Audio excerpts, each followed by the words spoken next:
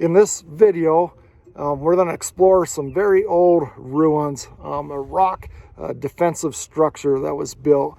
And as you will see, even though it's hidden in plain sight, the structure has been all but lost to history, which is a shame.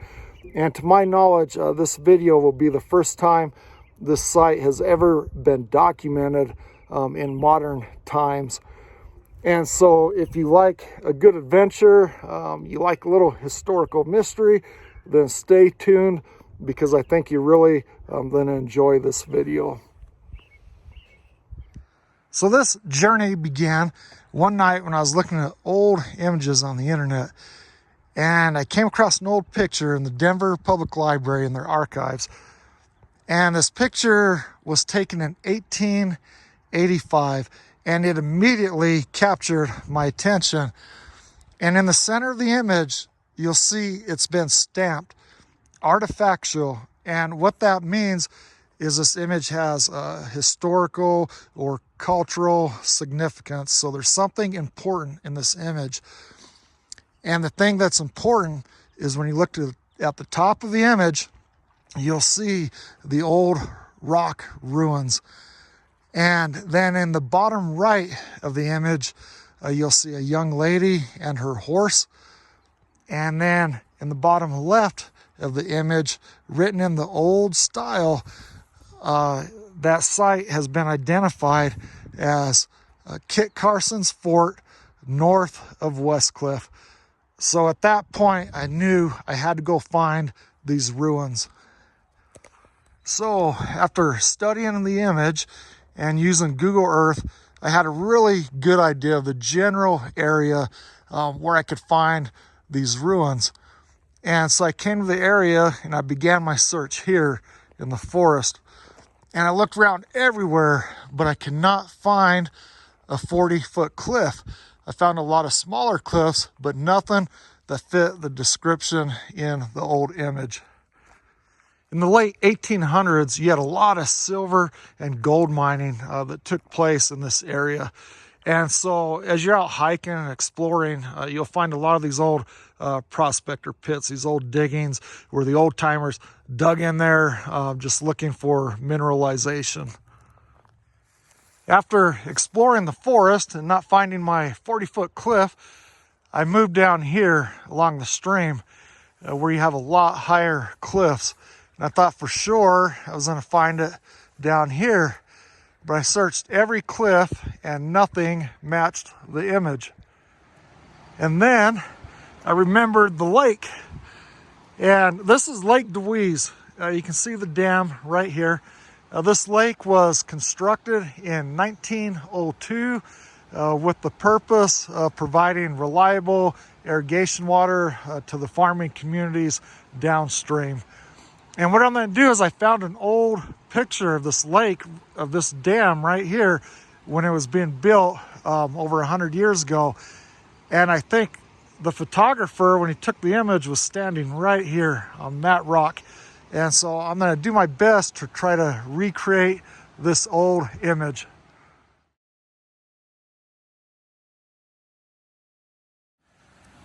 At this point, I started to get just a little bit concerned, because I thought, well, maybe these ruins, they'd been destroyed by dynamite when they constructed the lake. Got some geese.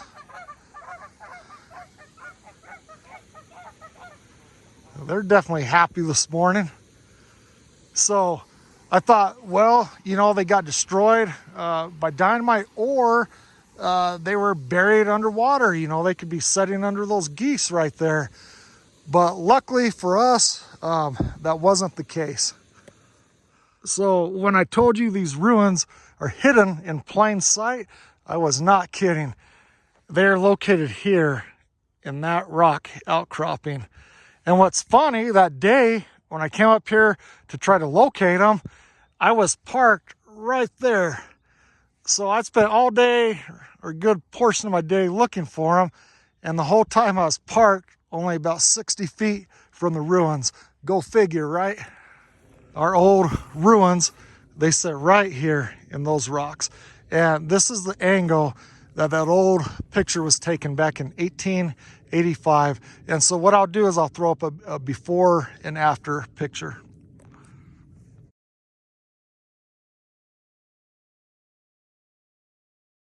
So right here we have the entryway into the old fortification that they built.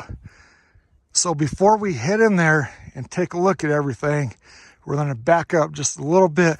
We're going to try to figure out approximately when this was built, and more importantly, why it was built. Why did they build this almost 200 years ago, way out here in the middle of nowhere?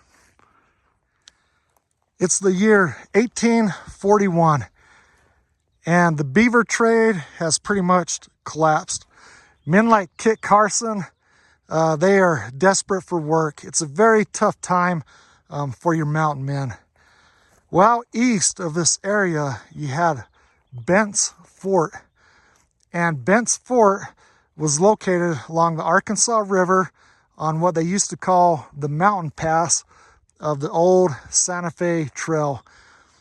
Now, many of your Indians and your mountain men traded at Bent's Fort, and also provided a safe refuge for travelers of the old Santa Fe Trail. Well, during that year, Kit Carson gets hired at the fort as a hunter, and for his efforts, he is paid $1 per day. And so I tried to figure out, well, how much of a pay cut would this have been for a man like Kit Carson? And averaged out over the course of a year during the beaver trade, not counting overhead, your average mountain man would have made around $6 per day. So think about that. Kit Carson would have went from making around $4 or $5, $6 a day down to $1 a day. And that shows you what a tough time it was for these mountain men. It's the year 1841. Kit Carson is now employed at Bent's Fort as a hunter. So he's making his way up this stream. We're just east of the fort, right where the mountains meet the prairie. Now, Kit's not alone that day. He has two men with him, a man by the name of Chit and a man by the name of Juan. This area where we're at right now, this is called Greenwood, Colorado. And there's a canyon right here. The highway follows it. That's called Hard Scrabble Canyon. And then right down here, there's a stream. And this is called Hard Scrabble Creek. So what happened in 1841, the three men continued riding up this creek. And they came to the area right here. In this area right here, you can see it, the stream forks. The left fork comes down through that canyon right there. And the right fork comes down Hard Scrabble Canyon. I can't go down there because this is all private property, but what took place was they set up camp right here at this spot. One of the men rolled up the left fork to go exploring, looking for game, looking for a sign of Indians. The other man would have went up the right fork, doing the exact same thing. The third man stayed behind. He had to watch over the camp, guard their provisions. There used to be a rock, and it sat right here, right in the stream bed. That third man etched all three of their names in that rock. And right here is that rock. It's called the Kit Carson Rock. And unfortunately, this rock spent much of its life down there in the stream bed. And so you had a lot of water erosion, and it's made the names very hard to read, but you can still make them out. Up here on the left, you had Kit Carson.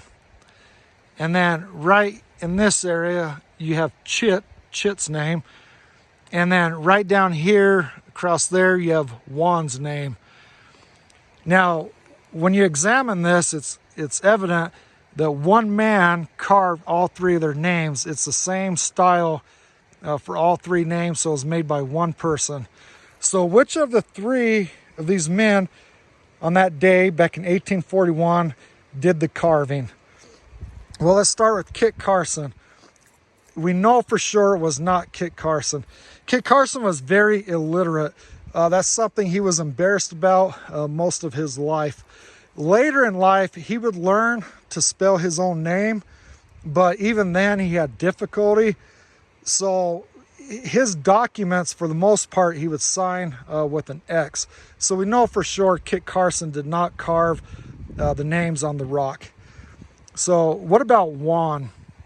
Now, Bent's Fort, they hired Mexican laborers to build and do repairs on the fort, to take care of the animals. So, you know, really kind of nothing's changed in the last 200 years, right? But these Mexican laborers, they would also bring their wives, their families, and their wives did all the cooking at the fort. Now, it's very unlikely that one of these Mexican laborers from Taos or Albuquerque was literate.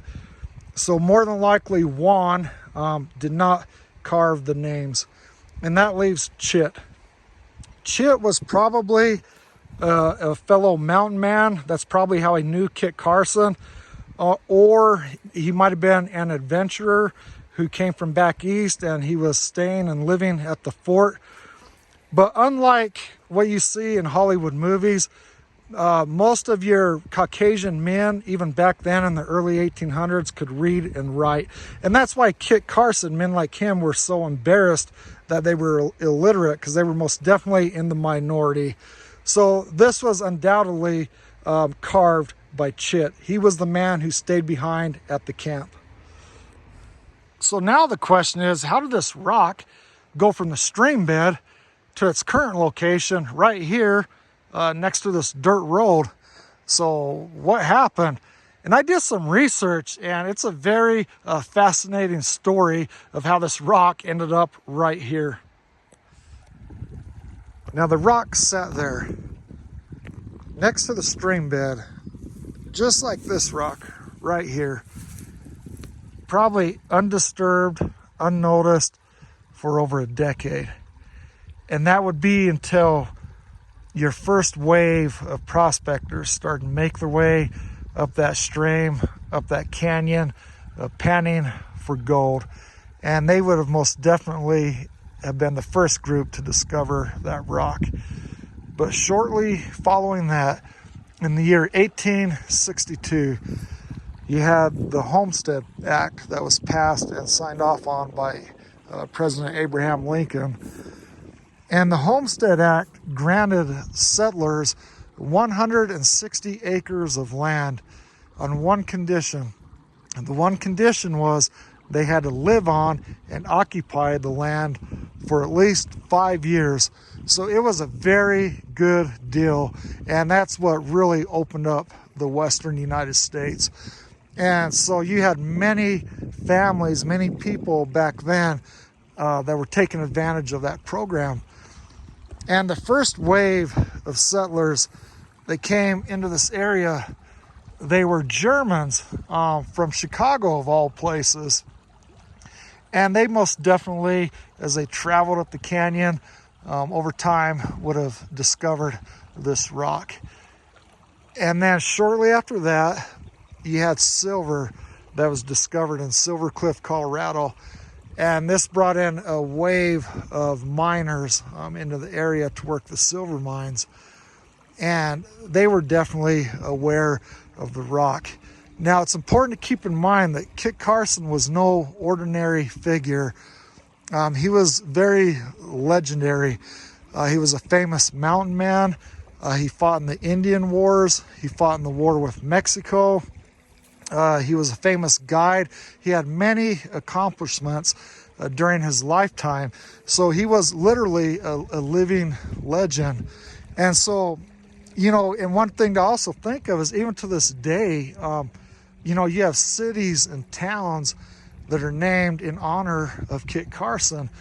You have military installations that are named in honor of Kit Carson. You have entire mountains. There's one up here named after Kit Carson. And so you can only imagine the pride these early settlers and miners took in that rock. They were very proud of that rock, and they were very protective of that rock. So you can imagine their anger in the year, it was in the winter of 1924, and that rock that sat next to the stream bed for all of those years was stolen. And lucky for us, the local newspaper, they reported on the event, which is very helpful because that way we can learn more about the rock. And so the rock is stolen. It disappears. The locals are outraged. They're demanding frontier justice. They want to string whoever did it up from the nearest tree. They are furious. They want that rock returned.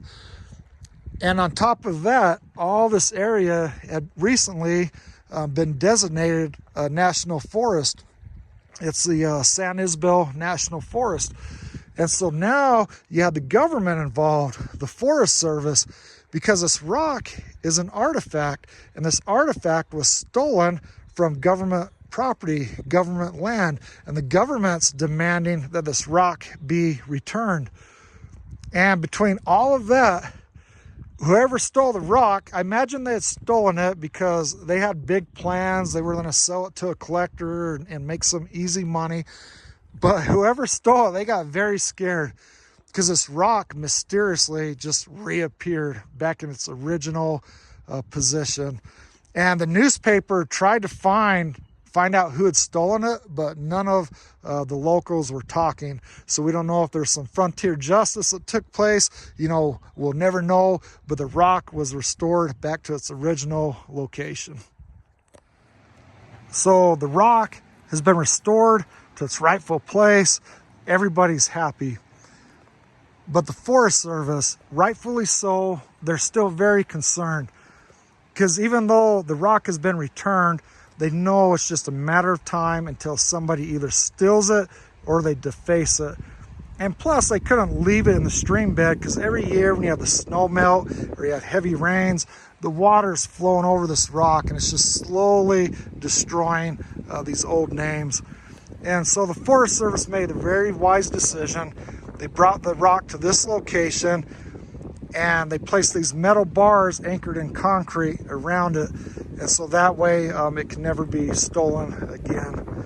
And the rock has sat here in this spot for the last 100 years.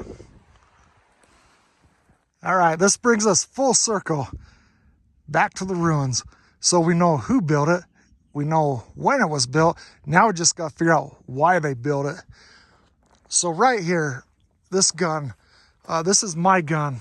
And I brought this because these men back then, they used the exact same type of gun. This is a Hawkins style muzzleloader. They were all flintlock, but by your 1820s, 1830s, most all of your frontiersmen had switched over to the percussion style, which is what this is. Now these guns, they are very deadly at 100 yards. But when you go out beyond 100 yards, the further you go out, your accuracy greatly diminishes. Now back then, like me, when I used to shoot this a lot, one time I timed myself and I could reload this gun and fire it in about 40 seconds. Now I probably could do it a little bit quicker, but I didn't want to risk scratching it or dropping it. But back then, these men had been using these weapons since childhood, back east on the family farm, hunting whitetail, turkey, that kind of stuff. They were very efficient with these guns. They were very good shots, but more importantly, they were very good at reloading them. Because remember, these old-time guns, you only get one shot, so you got to make it count.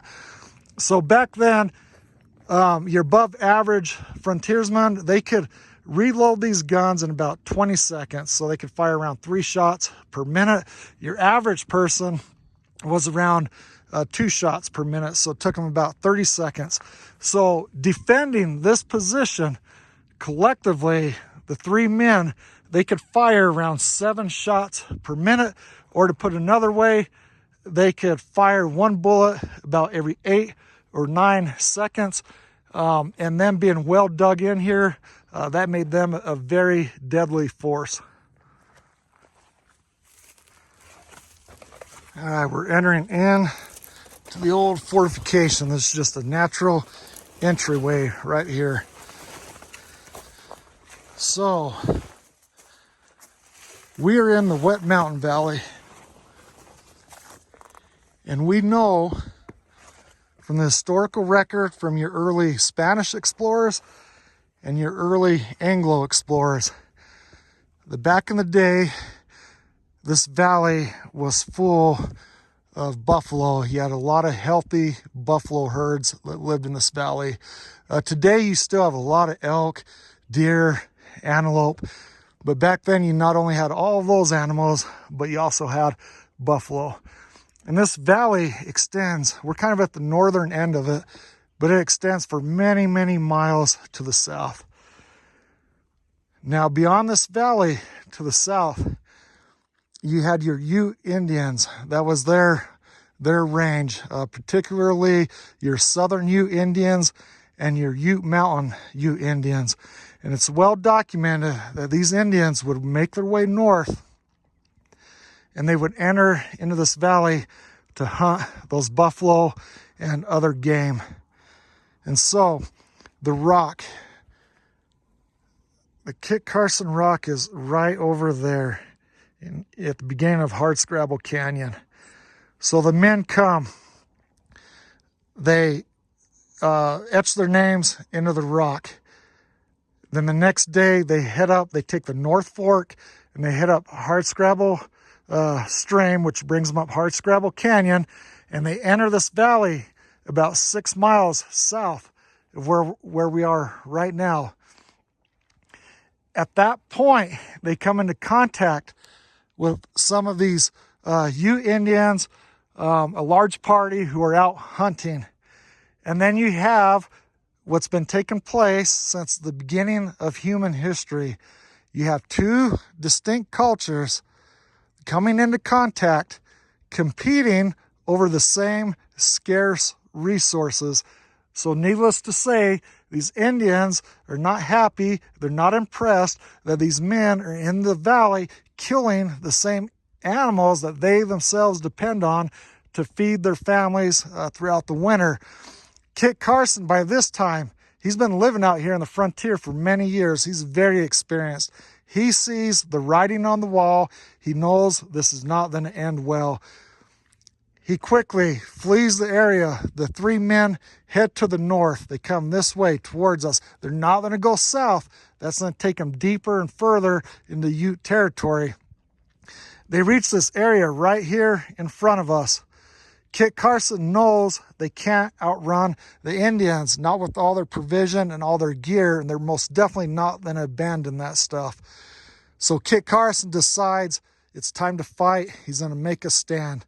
He comes to this rock outcropping, and as you will see, this is perfect for the three men. Now keep in mind, the lake didn't exist back then. You had the stream, and it flowed right down here in front of us. And you can see the outlet on the dam right there. So they had water. They had a source of water that was nearby. All right, so what they did. Now keep in mind, Kit Carson, Chit, Juan, three able-bodied men in the prime of their life. They get to this point, they have water. It's a good defensive area.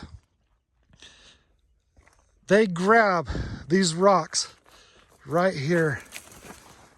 All these large boulders that have been stacked up in this wall that you can see, they were up here in this area.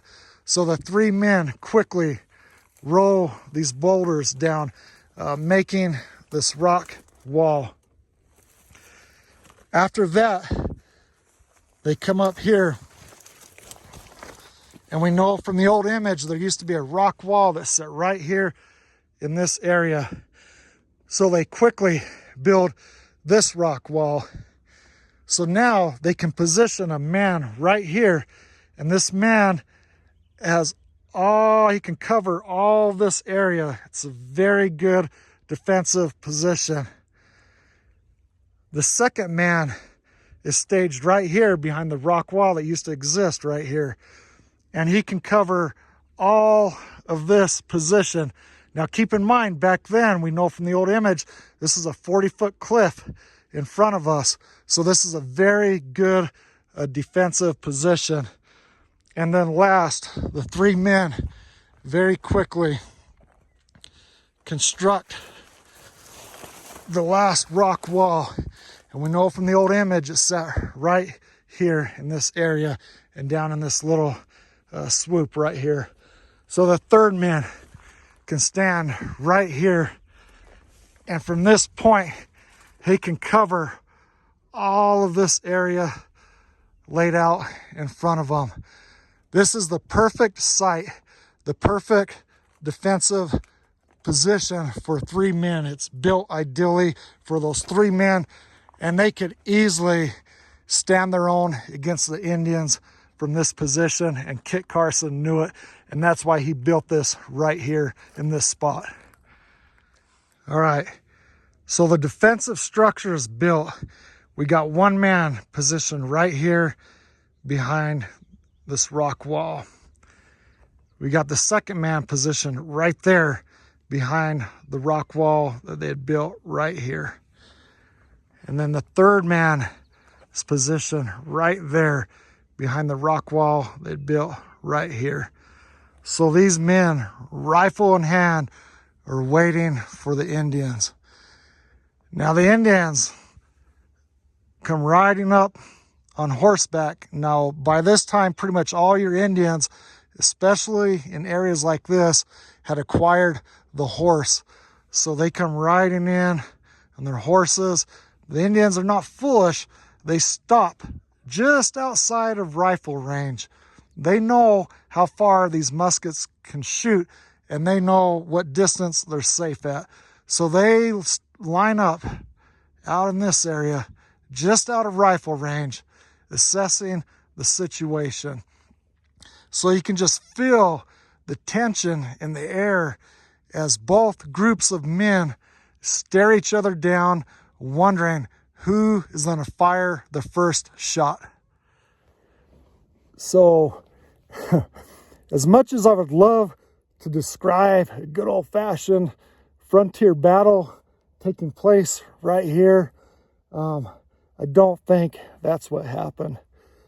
Kit Carson, because of his fame, his entire life has been very well documented by researchers, authors, historians, and I could find no evidence in the historical record of a battle ever taking place in this valley involving Kit Carson. So more than likely, what probably happened is at this point, the men are dug in here. The Indians are assessing the situation. Now, the Indians know, they know to fight these men. These men are very well defended here. They're very well fortified. They're damn good shots. And the Indians had dealt with mountain men before, and they most definitely respected the mountain men. They knew they were fierce fighters. And so the Indians know that if they attack this position in full force, they're going to lose a lot of warriors.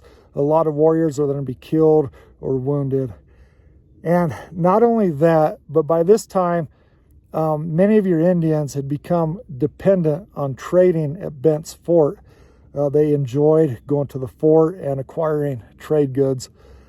And the Indians would have known that if word got out, and word would have most definitely gotten out, it always did, that the Indians had killed these three men, that the men at the fort would seek vengeance. They would want vengeance. The Indians would lose all access to trade at the fort. So it would have been a very costly fight for the Indians. More than likely, what probably took place is some of the leadership of the Indians, a couple of them rolled their horses towards this position, and Kit Carson went out to meet them halfway. They sat down on the ground. Kit Carson probably gave some gifts to the Indian. Back then, that was a sign of friendship, a sign that you intended peace. And after this exchange of gifts, the men probably sat down and they smoked the pipe, which was also customary back then. Now, the real tragedy of this site is not the lack of a good bloodthirsty battle, but it's the condition of it, what's happened to it. Now, they built this lake well over 100 years ago. Just imagine in that time how many people have been fishing right here along these rocks. And you got the kids, and they see the old rock wall they used to sit all the way across here that Kit Carson, Chit, and Juan had built nearly 200 years ago. Now these kids, they cannot resist the temptation. They come up here to grab these rocks to start chucking into the water. And they do that until Dad finally gets mad. You know, you're scaring all the fish, right? We've all been there. Now, it's not the kids' fault. They're just doing what kids do. They didn't know any better. Back then in the 1800s, they knew damn well what this site was. They'd even identified it. They should have made some attempt back then to protect it. They could have stuck a monument up right here, or a placard or something, just to bring public awareness to it, to offer it some type of protection, but they didn't. And it just goes to show you what a pathetic job we do of protecting and preserving our history. So in this video, I've taken historical facts, a historical site, and a historical artifact. And what I did is I've weaved together a story that connected everything. Now, of course, that story, that is my private interpretation of the events. But that's part of the fun of doing stuff like this. Trying to solve the mystery, looking at what we know from history, and just trying to figure out what took place at a site like this, what led up to that event. And in archaeology, they have a term that many, especially your modern archaeologists, have adopted, and it's called living museum. And what it means is, and this is how I approach these sites, and what it means is when you find old sites like that, you don't mess with anything. Even if you find something, you just leave it in place. Let it be a living museum for others to find and others to enjoy. But either way, I think that's the best approach when you find these old sites, and so that way they don't get destroyed. I've been waiting here for about an hour, just waiting for the sun to rise. And although it's freezing cold, it was worth every minute. This is just a beautiful valley. This whole valley that we're exploring in this video, this is called the Wet Mountain Valley. And like most areas of the Southwest, it was discovered by your early Spanish explorers. And when they discovered this mountain range, they named it the Sangre de Cristo, meaning the blood of Christ. And that's because oftentimes in the morning as the sun rises, you'll get this red hue on the mountain peaks, and it'll give the appearance of blood. And on the other side of the mountains, you have the San Luis Valley, and when the sun is setting, you have the same effect. But it's a beautiful valley, and as you can see, the old ranchers, the descendants of the original pioneers, they did a wonderful job preserving their ranches, and that's the reason none of this has been, heavily subdivided. But if you're ever in Colorado, I highly recommend you come and visit this area.